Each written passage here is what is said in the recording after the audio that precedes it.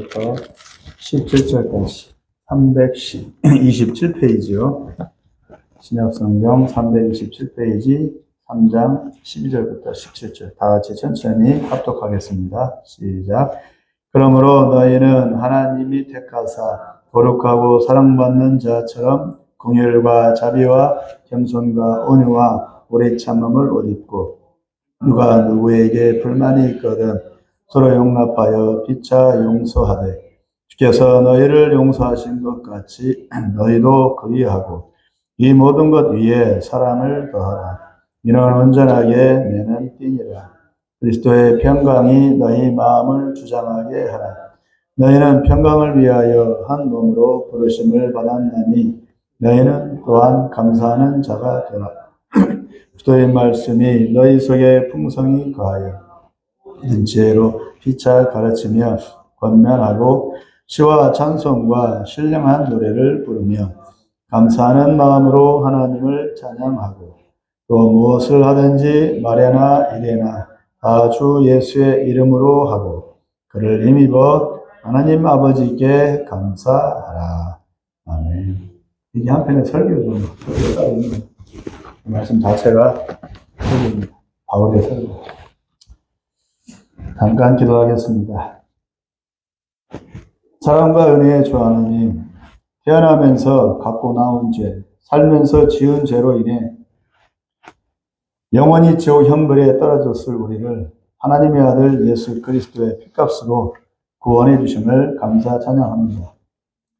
세상 어떤 것과도 비교할 수 없는 예수님의 십자가 은혜를 기억하고 부활하사 영원한 생명에 대한 소망을 주시어 그 나라를 향해 나아갈 수 있게 해 주시어서 감사합니다. 그러므로 우리는 은혜 입은 자들이고 또 주 하나님께 빚진 자들입니다. 떳떳할 수 없고 자랑할 수 없고 교만할 수 없는 우리들입니다. 이 시간 은혜 입은 자들로서 이 땅의 삶을 어찌 살아야 하는지 또 무엇을 위해 살아야 하는지를 곰곰이 생각해 보고자 합니다. 주의 성령께서 우리의 생각과 마음을 주장하여 주시옵소서. 예수님의 이름으로 기도합니다. 아멘. 오늘 말씀의 제목은 주보에는 신앙생활이라는 제목으로 나와 있는데 부제로는 믿는 자의 삶의 자세에 대해서 본문 내용이 그러하니까 그 내용에 대해서 한번 잠시 생각해 보고자 합니다. 오늘 본문 말씀은 예수 안 믿는 불신자들이 아니라 이미 예수를 믿고 있는 교인들에게 보내는 편지입니다. 그러니까 예수를 믿어라 그런 내용이 아니에요. 예수를 믿었으니까 이렇게 살아라 하는 그런 본문의 내용입니다. 그러니까 우리에게도 똑같이 해당되는 말씀이겠죠.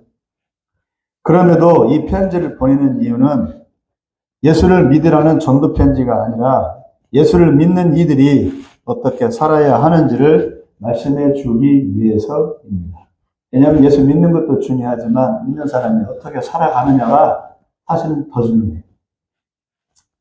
다시 말하면 예수 믿고 하나님 만난다고 해서 저절로 착하고 의롭게 사는 게 아니라는 뜻입니다.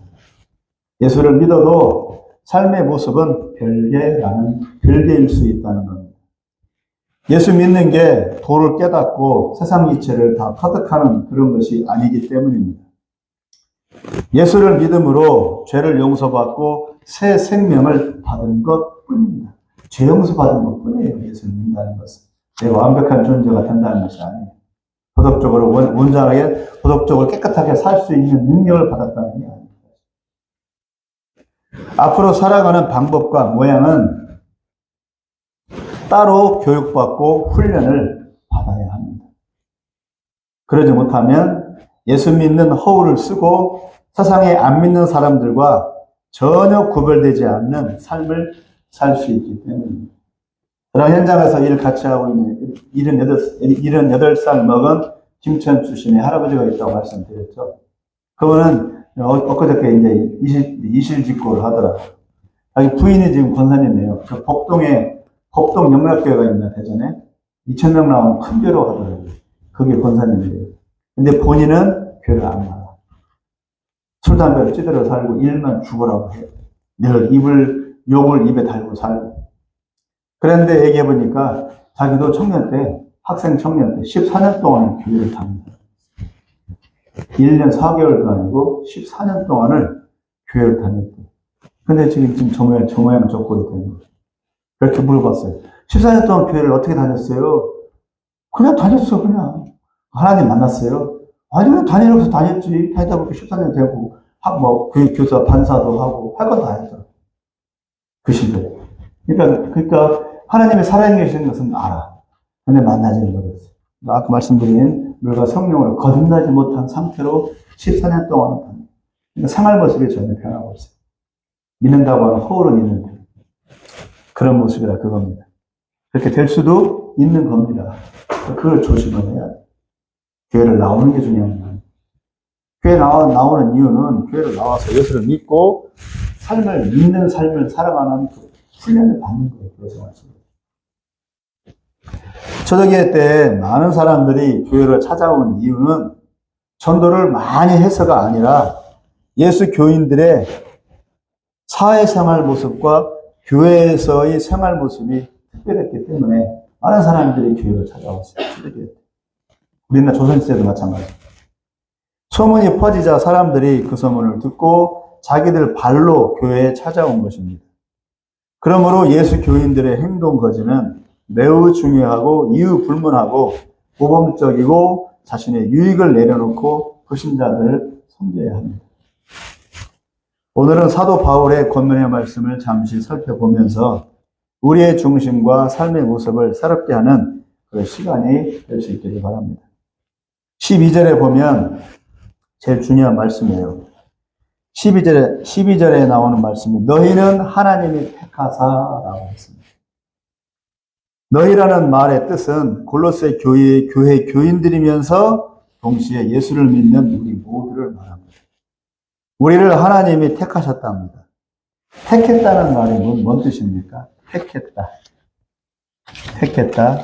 이 말이 바로 오늘 본문 말씀의 서두이고 기본 전제가 됩니다. 택하지 않았다면 나머지 말씀들은 필요가 없어요. 해당이 안 됩니다. 택함 받았기 때문에 나머지 말씀들이 지금 갖다 붙일 수가 있는 겁니다. 선택의 반대는 택함 받았다 또는 택했다, 선택했다. 선택의 반대는 버리는 겁니다. 우리 기독교 교리에는 선택 교리가 있어요. 그리고 또 선택의 반대로 뭐냐면 유기라는 말이 있어요. 유기. 교리적인 용어로 유기 버렸다. 내팽개쳤다. 그냥 방관했다. 그 뜻입니다. 매우 중요합니다. 선택 교리가. 이미 아담의 타락 이후에 인간은 하나님께로부터 버림받은 존재로 이미 태어났어요. 태어날 때부터 선택받은 존재로 태어나는 게 아니라 우리 인간은 아담의 범죄 이후부터는 이미 버림받은 존재로 태어나는 거예요. 아기가 태어나면 다 칭찬해주고 다 축하해주고 그러잖아요. 근데 영적으로 보면 이미 버림받은 존재로 태어나는 거예요. 죄 속에서 태어나고 죄인으로 태어나는 거예요.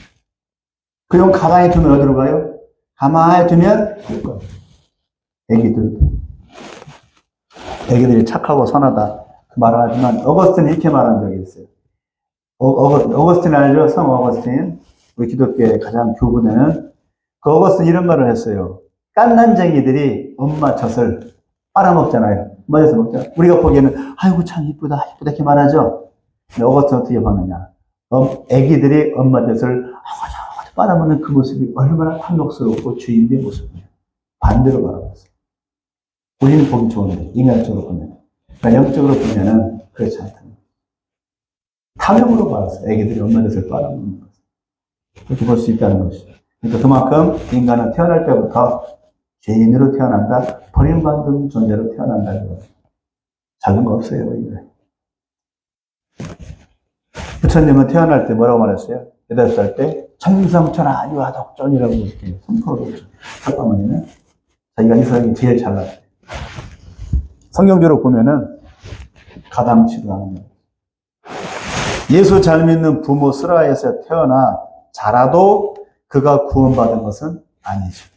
구원은 믿는 사람, 믿는 본인이 구원받는 거지, 믿는 부모 밑에서 자랐다고 해서 모태신앙이 구원받는 건 아니에요. 본인이 신앙 고백이 있어야 합니다. 예외 없이 태어날 때부터 우리는 죄인으로 태어나 예수 그리스도를 믿음으로 죄가 용서받고 구원받습니다. 이건 변함이 없어요. 시대가 아무리 변해도.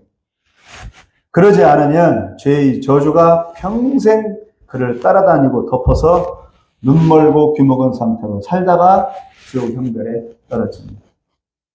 아무리 착하게 살아도. 모든 사람이 지옥 갈 존재로 태어나지만 그 중에 전도를 받고 본인의 의사에 의해, 본인 의지에 의해 예수를 내 구원자로 자기가 믿어서 구원으로 들어가는 게 바로 하나님의 선택, 택함입니다. 이게 여기에서는 절대 양보 없습니다. 본인이 믿어야 구원받습니다. 이것이 천국과 지옥의 갈림길이 됩니다. 지금 내가 예수를 믿고 있습니까? 그럼 구원하는 겁니다. 내 의지로, 내 의사로. 어머니 믿죠? 예수 믿죠? 제가 막 믿으라고 강요한 거 아니죠? 믿죠? 그래야 구원받는 겁니다. 그래서 우리 자녀들은 예수 믿고 구원받는 성공하겠어요.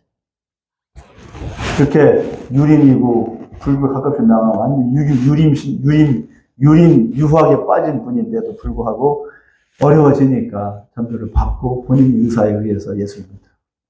기적 중에 기적이라고 사실은. 부모님 믿은 것도 기적이지만 장모님 믿은 것도 기적이에요. 믿으리라고는 생각을 안 했어요. 예수 믿은 이후에 세상에서 잘 먹고 잘 살고 호의호식하는 것이 구원의 증거가 아니고 세상 사는 모습은 불신자나 다를 게 없을지라도 똑같이 불신자처럼 죄진다는 얘기가 아니라 불신자처럼 생활이 어렵고 공공할지라도 결국 그는 하나님의 자녀로 살다가 하나님이 계신 그곳으로 옮겨지는 것이기 때문에 이것보다 더 중요한 문제, 구원보다 더 중요한 문제는 없습니다. 잘 먹고 잘 사는 것이. 예수 믿었으니까 복 받아야지 그 문제가 아니에요. 물질 만능주의, 명예 만능주의인 자본주의 사회에서 사회적인 출세가 축복의 기준이 되는 것이 현실이지만 이것은 성경적인 관점이 아니라 세상의 관점입니다. 예수 믿어도 힘들게 살 수 있고 잘 살 수 있습니다. 복 받을 수 있고 공복 받을 수 있습니다. 예수 믿으면 무조건 다 잘 되고 복 받고 떵떵거리며 살지는 않습니다. 귀신도 축복을 줍니다. 중요한 것은 하나님께 선택받고 구원받은 자로서 어떻게 사는가에 관건이 달려있는 겁니다. 택함받은 자는 거룩하고 사랑받는 자랍니다. 하나님께로부터 세속적이고 닳고 다른 이 세상의 관점이 아닌 하늘의 관점으로 구별되게 살아가며 하나님께로부터 아주 특별하게 귀움을 받는 그런 존재가 선택받은 자랍니다. 나는 선택받았어.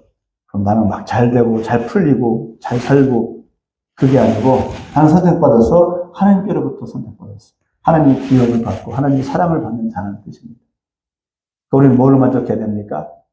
예수 믿는 대가로 잘 먹고 잘 사는 것으로 자랑할 게 아니고 그게 아니고 내가 하나님께로부터 사랑받는 하나님의 자녀다라는 것으로 자랑하고 기뻐하고 위안을 삼고 만족을 삼아야 되는 거죠. 근데 이게 안 보이니까 내보일 수 없으니까 이것보다는 보이는 걸 더 잡으려고 사람들이 많이 기울어지죠. 믿는 사람조차도. 이것이 예수 믿는 자의 정체성입니다. 하나님으로 기뻐합니다. 제 고백인데 제가 이제 인삼밭을 하다가 물받은 재산도 많고 그리고 산밭도 많이 늘려놓고 수만 평을 늘려놨으니까 저는 그것으로 생각했어요. 이제 삶을 키우면 한 번만 딱 걸리면 이제 빚도 갚고 잘 되겠지라는 그 생각으로 20년 가까이 버틴 거예요.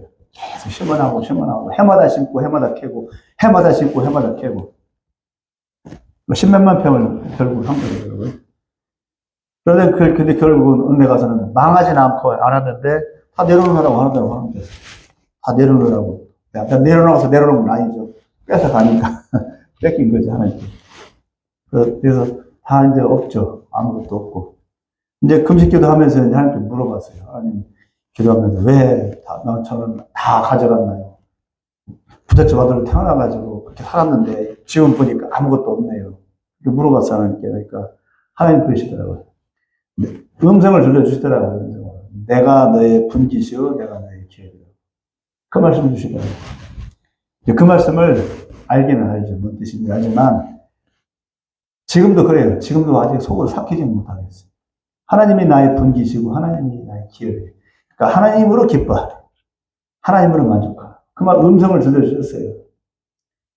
이제 그것이 이제 제 믿음의 분량이 작아서 그런지 아직은 소화를 못 시켰어요. 90%까지는 소화를 했어요. 남은 10%는 소화를 못 시켰어요. 아직도 이제 많이 있죠. 왜 그러셨어요? 하고. 저도 열심히 했거든요. 게으르지 하다 안 했거든요. 노력 안 피우고 성실하게 했거든요. 그럼에도 불구하고 이렇게 된 것은 하나님의 뜻이 있는 것이죠. 그렇게 하나님으로 기뻐하고 하나님으로 만족하는 그런 중심이 분명히 있어야 된다. 그겁니다. 세상으로부터 내쳐지고 뒤떨어지고 무능하고 못한 자인 것 같지만 사실은 거룩하고 지극한 사랑을 받고 있는 사람. 이것이 택함받은 사람이라는 뜻입니다. 존귀한 자입니다. 그리스도인은 하나님 앞에서 존귀한 자이고 무엇과도 바꿀 수 없는 하나님의 보석입니다. 그러므로 스스로에 대해 자긍심을 가지고 있는 지체를 멸시하면 안 됩니다. 있는 사람을. 하나님의 사랑받는 자이기 때문입니다. 이런 사람은 긍휼과 자비와 겸손과 온유와 오래 참는 생활을 해야 합니다. 12절 후반부에 나와 있죠. 본문에서는 옷 입으라고 했습니다. 이 5가지로 긍휼과 자비와 겸손과 온유와 오래 참음으로 옷을 입으라고 그렇게 표현을 했습니다. 속을 채우라고 하지 않고 겉으로 드러나게 옷을 입으라고 말을 했습니다. 말이 묘하죠. 비록 마음 중심이 아직 그러지 못할지라도 우선은 이 5가지 긍휼, 자비, 겸손, 온유, 오래 참음 이 5가지로 무장하고 옷을 입는 것처럼 이렇게 무장을 하고 사람들과의 관계에서 그렇게 보이라는 겁니다. 억지로라도 속은 아직 그러지 못할지라도 그렇게 하다 보면 그렇게 자꾸 하다 보면 연습을 하다 보면 그런 삶이 익숙해지고 습관화되어서 차츰 자신의 내면도 변화가 된다는 겁니다. 다 변화되진 않아요. 예수 믿어도. 성령의 불 받았다고 변화가 되는 줄 아세요? 저는 기도 출신이에요. 저는 전도사 생활을 기도에서 시작을 했어요. 그러니까 성령의 불이 뭔지, 은혜가 뭔지 잘 알아요. 성령의 불을 받아도 안 변하는 사람 수두룩해요. 성령의 불 가지고서 자라는 건 아니에요. 그건 은사일 뿐이지. 그건 사역하라고 주신 무기지, 그것으로 내가 변해된다는 성령의 열매는 아닙니다. 세상에 완전한 사람은 아무도 없습니다. 이런 권면을 하는 바울도 욱하는 성격이 있어서 바나바와 대판 싸우기도 했고 자신을 배신한 일을 절대 받아들이지 않고 내쳤어요. 바울도. 다만 쓴뿌리가 자신을 주장하지 못하게 긍휼, 자비, 겸손, 오래 참음으로 자기 마음을 단도리를 하라는 뜻입니다. 내가 다 완전히 변화되었기 때문에 하라는 얘기가 아닙니다. 그렇게 자기 자신을 절제하고 훈련시키는 겁니다. 이 노력을 게을리하면 예수를 믿어도 아무리 성령의 불을 받아 능력을 행해도 속사람이 변화가 안 되고 주변 사람들에게 좋은 덕을 끼치지 못합니다. 아까 14년 교회다닌 사람들. 혼자만 예수 믿다가 겨우 구원받을 뿐 살아있는 동안에 하나님의 영광을 나타내는 복된 인생은 살아내지를 못하게 됩니다. 이런 훈련을 게을리하게 되면. 천국 가는 것이 중요하지만 살아있는 동안에 나를 구원하신 예수의 덕을 내가 살아있는 동안에 예수의 덕을 나타내는 그런 삶을 사는 게 하나님께 대한 보답입니다. 살아있는 동안에. 제가 이제 학교 다닐 때, 신대원 다닐 때 이런 경험을 한 적이 있어요. 제가 한번 말씀드린 적이 있어요. 저는 도시락을 싸고 다녔거든요. 신대원 다닐 때도. 그 점심을 이제 뒷동산이 있어요. 사당동 총심대학교 뒤에 뒷동산이 있어가지고 뒷동산에서 이제 혼자 점심을 먹고 있는데 갑자기 눈이 열리더라고요. 눈이 열리면서 나무들이 서 있잖아요. 서 있는 나무들이 하나님을 막 찬양하는 것처럼 보이는 게 아니고 그냥 찬양하고 있더라고요. 그게 보이더라고요. 그걸 보면서 로마서 말씀이 나옵니다. 모든 만물이 하나님을 찬양하고 하나님께 영광을 돌리고 있구나. 그 말씀을 실제로 느껴집니다. 모든 만물은 그렇게 이 땅에서 살아있는 동안에 하나님께서 천지 만물을 창조하신 창조 그대로 하나님을 찬양하는 거예요. 우리가 예수를 믿는데 나는 예수 나중에 천국 가서 구원받으면 되지 뭐 구원받고 천국 가면 되지 뭐가 아니라 우리가 예수를 믿으면 믿고서 살아가는 삶을 통해서 이 나무들처럼 하나님께 영광을 돌리는 삶을 살아야 되는 거예요. 그러라고 우리를 구원하신 거예요. 그런데 우리는 나중에 죽어서 천국 가면 되지 뭐 그것만 바라봐. 얼마나 얄미워요 그러면. 양채지. 그러면 안 되고 예수 믿은 이후에 살아가는 삶을 통해서 하나님께 영광을 돌려야 돼요. 우리는 나무보다 못한 존재가 돼요. 풀보다 못한 존재가 돼요. 꽃보다 못한 존재가 돼요. 그런 삶을 살면 되겠어요? 그러면 안 되죠. 내가 살아가는 내 인생의 삶을 통해 하나님께 영광을 돌리는 삶을 사는 삶. 이것이 택함받은 믿음의 삶입니다. 하나마다 예수를 증거하고 예수 이름을 나타내고 예수 이름을 증거하고 예수 이름을 높이는 삶. 예배 때만 드리는 게 아니라 일상의 삶 속에서. 그러라고 지금 우리 본문 말씀을 주시는 거예요. 그것이 진짜 백이 그리스도예요. 천국 가는 것이 중요하지만 살아있는 동안에 나를 구원하신 예수의 덕을 나타내는 삶을 사는 게 하나님께 대한 구원의 보답입니다. 지옥에서 천국으로 건진 받았는데 이 정도는 해야 하지 않습니까? 이 정도죠. 13절에 용서하랍니다. 중동 사회에서는 이에는 이, 피에는 피로 되갚아주는 게 상식적입니다. 상식이에요. 이상한 게 아니라. 중동은 그래요. 그대로 복수하는 게 복수 문화예요. 중동 문화. 그래서 지금 저렇게 난리를 치는 겁니다. 복수 안 하면 바보가 되는 거예요. 오히려 바보가. 우리는 우리 유교 사회에서 안 그랬죠? 복수하는 게 아니잖아요. 용서해 주는 거예요. 기독교가 아니래요. 근데 중동 사회는 복수해야 정상. 그래서 지금도 이스라엘과 팔레스타인과 아랍 국가들은 극렬하게 자기들끼리 싸우고 있는 겁니다. 아랍끼리, 무슬림끼리도 자기들끼리 싸워요. 그런데 바울은 예수 믿으면 되갚지 말랍니다. 즉, 되갚지 말라는 말은 무슨 뜻이냐? 자비를 베풀어라, 아뢰함을 베풀어라 그런 뜻이 아니라 쉽게 말하면 바보 취급을 받아도 용서해라. 바보가 되라는 뜻입니다. 무능력하고 모자리 같다고 손가락질 받아도 용서하랍니다. 속에서 부글부글 끓어오르고 열통이 터져도 용서하랍니다. 이성이 살아있을 때는 겨우 참겠는데 머리 뚜껑이 열리고 눈깔이 뒤집어질 정도로 분통이 터지는데도 용서하면 임선 집사님 쉬워요 어려워요? 머리 뚜껑이 열릴 만큼 우라통이 치밀는데 용서하는 것은 쉽죠. 매우 어렵죠. 감정이 앞서니까. 그러나 계속 그렇게 연습을 하라는 거예요. 용서하는 연습을 하라는 거예요. 용서해라가 아니라 할 수 있으니까 하라가 아니라 용서 못해도 용서하는 연습을 하라. 바울의 의도는 그거예요. 열을 못하면 한 개라도 그리하면서 차츰차츰 용서의 지경을 넓혀가랍니다. 내 속에서. 스스로를 절제하고 다스려 나아가랍니다. 그래서 주변 사람들과 세상의 쓴물과 넋두리와 화풀이를 다 받아주랍니다. 저도 노고대 현장 나가면 별별 사람이 다 있어요. 별별 얘기를 다 해. 온갖 죄 지은 얘기만 쏟아내요. 온갖 죄 지은 얘기만 쏟아내요. 그 사람들의 과거가 그래요. 그래도 그걸 다 받아주라고 들어주고. 그래서 그 틈틈이 또 전도를 하고 얘기를 합니다. 듣기 싫은 소리만 많이 해요. 가르침을 받는 타구죠. 타구라고 하죠. 가르침을, 침을 받아내는 그것을 타구 노릇을 하랍니다.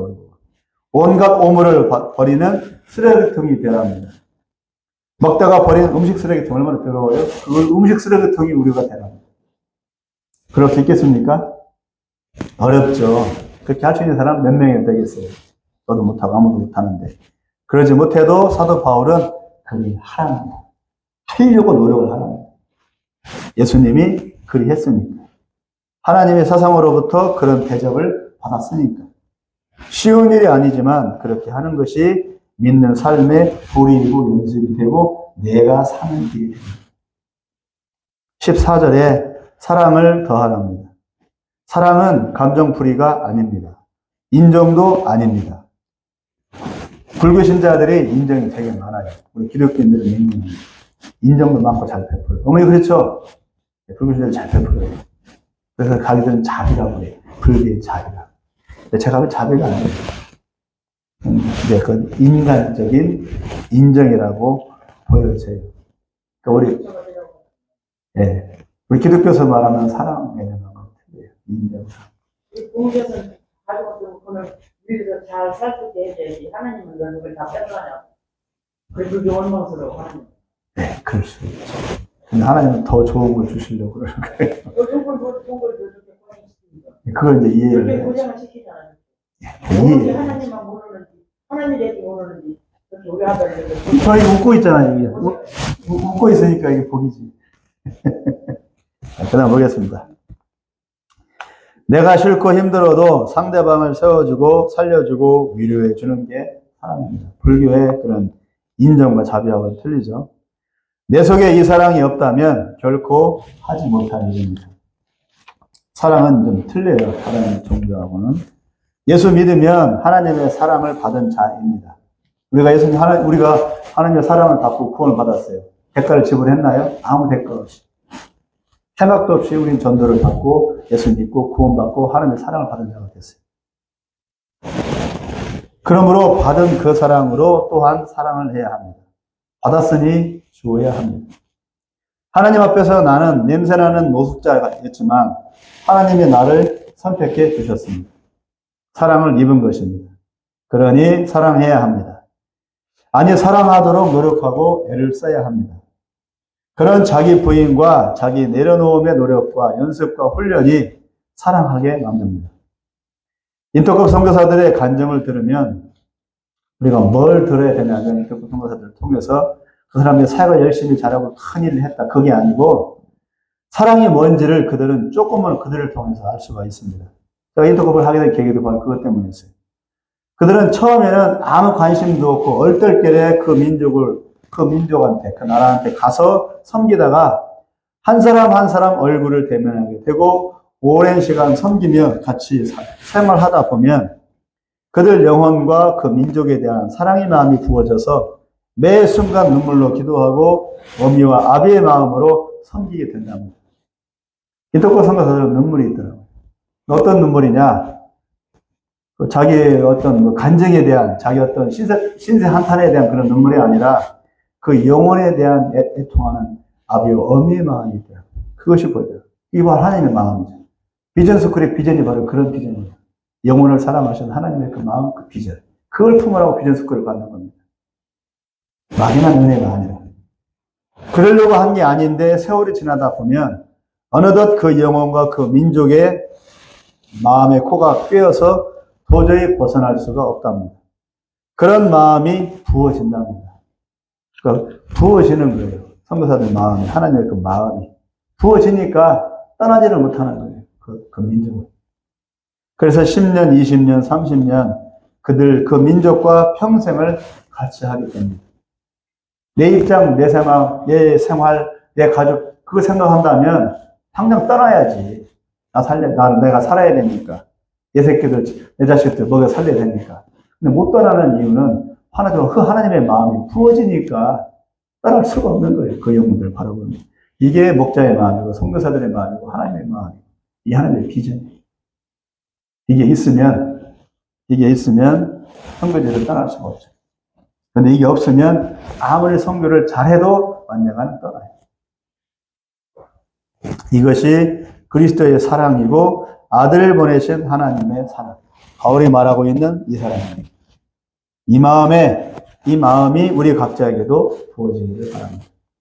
15절에 보면 그리스도의 평강이 너희 마음을 주장하게 하라고 했습니다.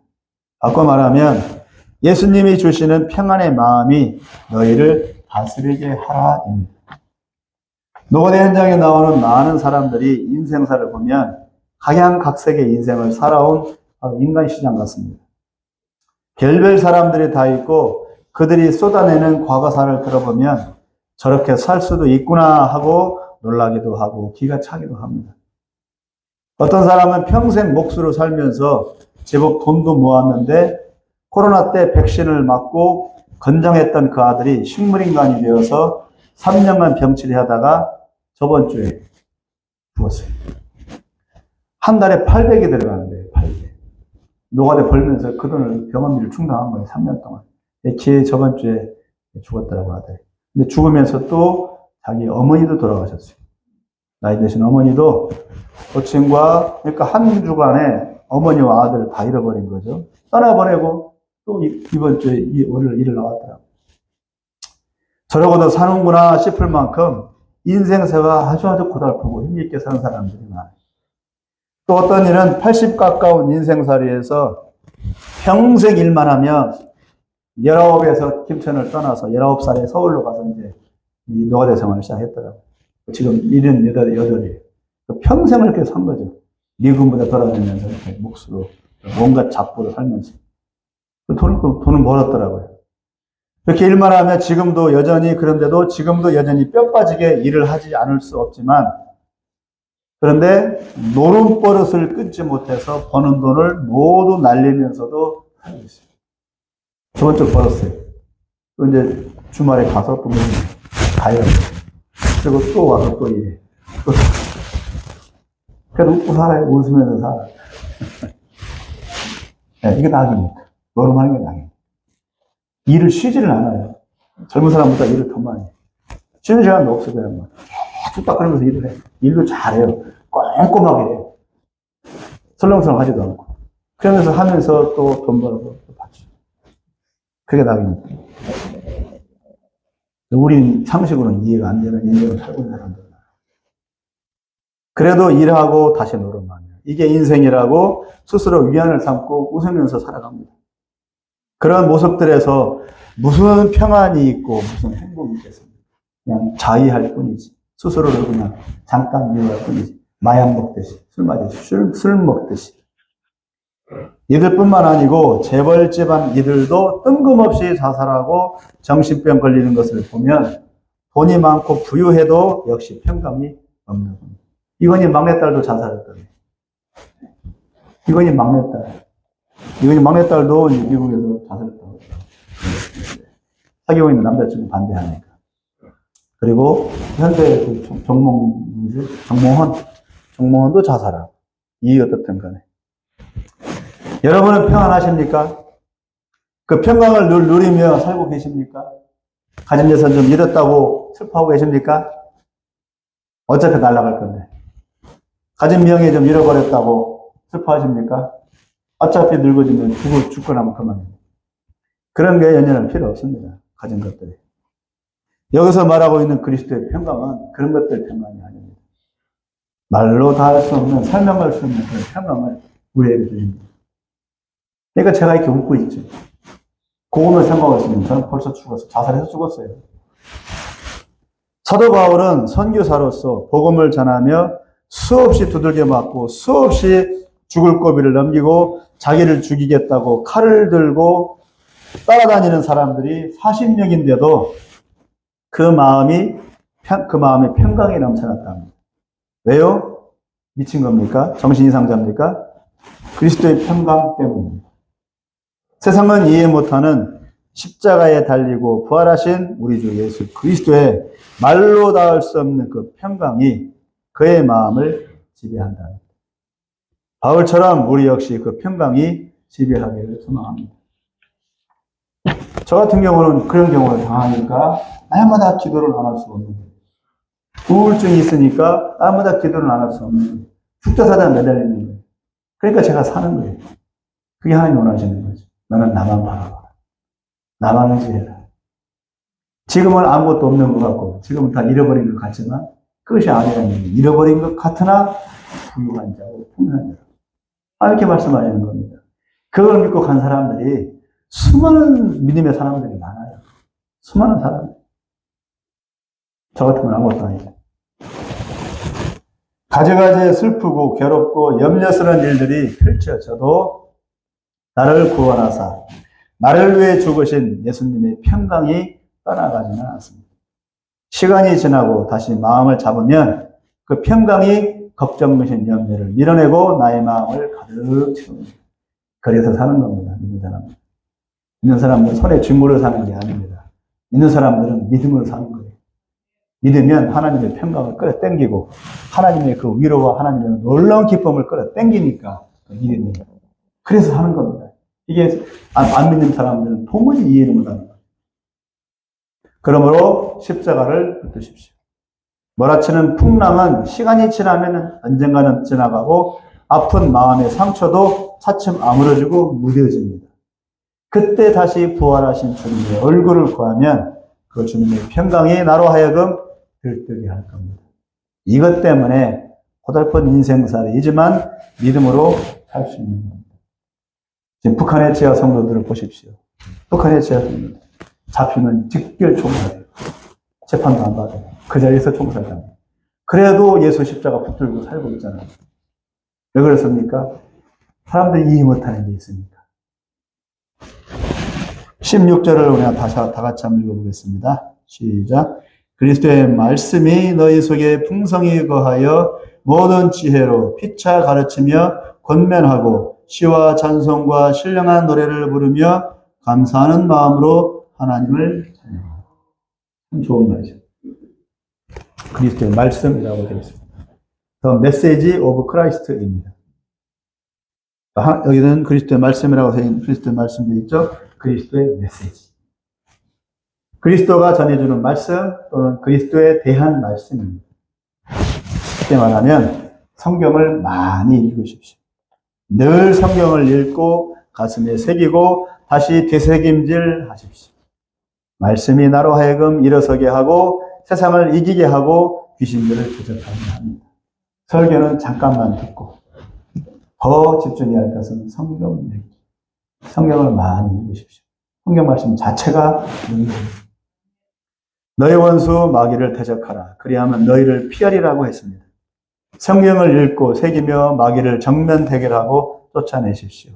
우리 믿는 자들의 삶은 전쟁입니다. 전쟁. 평안이 아닙니다.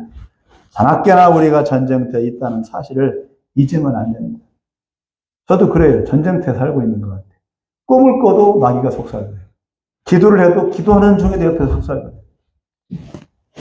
어디를 가도 전쟁, 영적 전쟁. 그러므로 늘 말씀을 새기고 가르치고 그리고 나누고 권면하고 찬양하고 교제하고 예배하시기 바랍니다. 이게 우리가 살 수 있는 길이에요. 차고 넘치니까 하라는 얘기가 아닙니다. 내가 살기 위해서 이렇게 하라는 겁니다. 내가 살기 위해서 기도하고 살기 위해 말씀 읽고 살기 위해 성경 읽고 살기 위해 예배하고 살기 위해 은혜의 자리를 찾아가고 시간 내서 살기 위해서 F 가고 차고 넘쳐서 F 가는 거 아니에요. 내가 살려고 F 가는 겁니다. 세상의 소리는 두 번째, 세 번째이고 먼저 주님의 말씀과 주님께 대한 찬양과 예배 그리고 믿는 이들과의 교제와 교통으로 위로를 받으시기 바랍니다. 세상 말고 TV로 말고 이것이 우리의 호흡이고 갈증 날 때 생수가 됩니다. 세상 것으로 채우면 뭡니까? 바닷물을 먹는 것과 같아서 더 갈증이 심하고 결국은 목에 타서 죽게 됩니다. 은혜와 생수를 찾아서 마시는 연습을 하시기 바랍니다.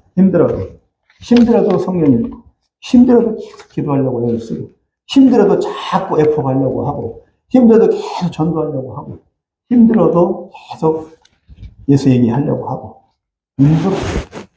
그것이 살 길이기 때문입니다. 17절도 같이 읽어보겠습니다. 시작. 또 무엇을 하든지 말이나 일이나 다 주 예수의 이름으로 하고 그를 믿어 하나님 아버지께 감사하라. 이거 이름으로요? 주 예수의 이름. 우리가 오직 붙들어야 할 이름은 내 이름도 아니고 누구의 이름도 아니고 예수의 이름밖에 없습니다. 듣기조란 얘기가 아니에요. 이게 실제예요. 실제. 현실이에요. 그래야 살아요.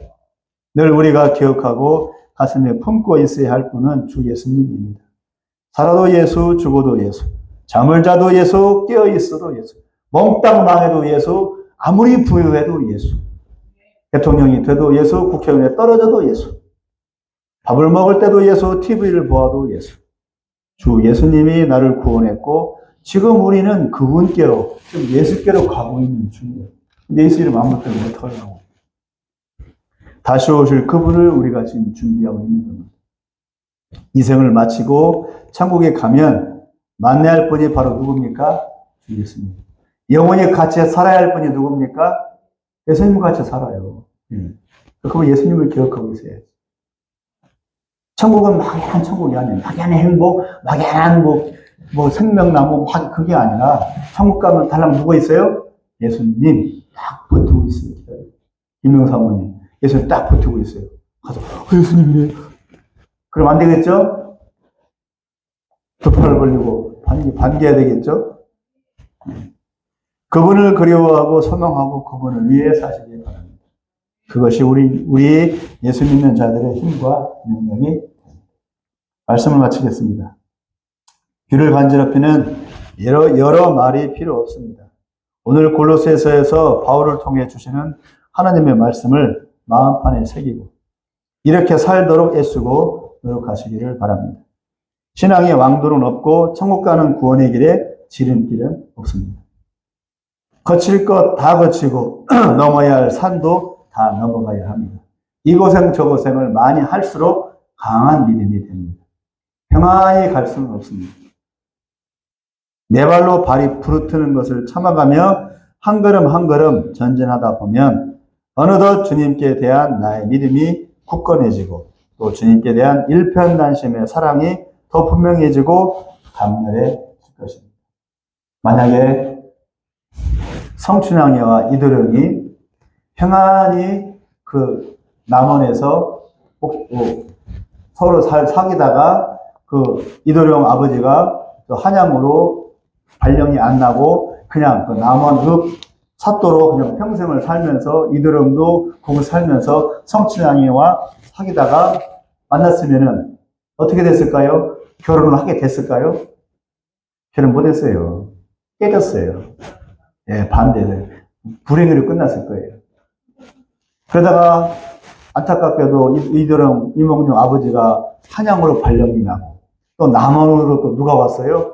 그 변사또가 들어오고 또 성춘향이를 또 괴롭히고 그럼 우여곡절을 걷고 성춘향이 또 목에 뭘 찼어요? 칼을 차고 옥에서 개고생을 하고 그걸 다 거치고 이몽룡이 또 어섰다가 되고 그러니까 결국 둘이 해가지고 그 실제래요. 실제 얘기래요. 그게.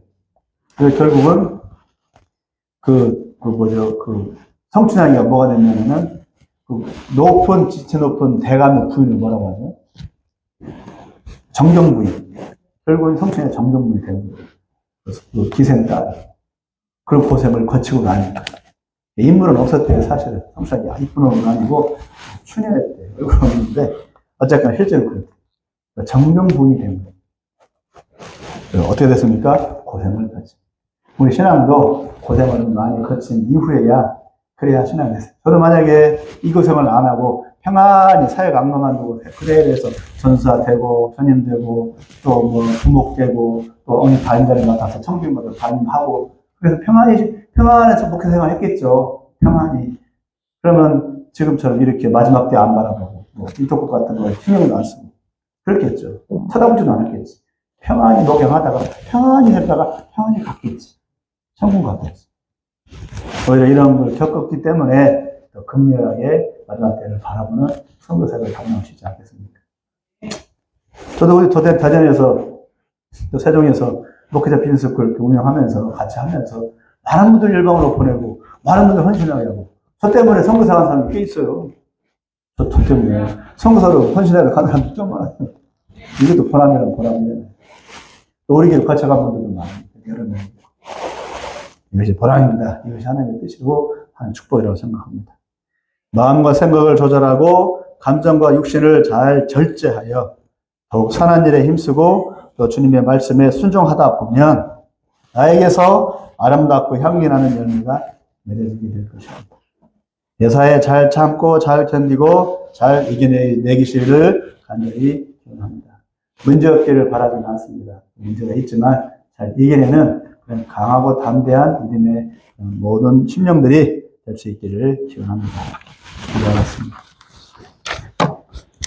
오늘 바울의 권면의 말씀을 들으면서